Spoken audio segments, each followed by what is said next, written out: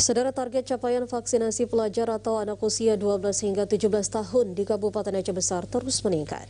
Hingga kini sebanyak 17.265 pelajar di kabupaten ini telah menjalani vaksinasi, khususnya dosis pertama.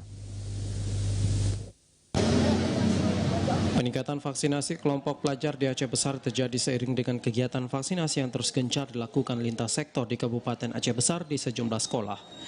Tidak hanya di satuan pendidikan negeri, target capaian vaksinasi juga dilakukan dengan strategi menggandeng pihak daya. Menurut data Dinas Kesehatan Aceh, sebanyak 39% atau 17.265 pelajar di kabupaten ini telah menjalani vaksinasi dosis pertama. Adapun pelajar yang menjalani vaksinasi dosis kedua, yaitu sebesar 16,4% atau sebanyak 7.151 orang dari total target sasaran sebanyak 43.735 orang.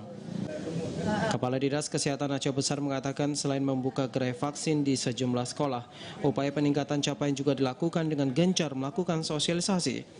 Tidak hanya itu, langkah tegas juga dilakukan kepada kelompok sasaran lainnya yang enggan menjalani vaksinasi. Kalau Aceh Dinas Kesehatan ada kita putuskan kontrak, termasuk ini staf Pulau Aceh. Jadi bidan Pulau Mulingge dia tidak mau divaksin, jadi langsung kita putuskan kontrak. Kemudian juga petugas Kesling di Puskesmas Kota Malaka tidak mau vaksin, langsung saya putuskan kontrak.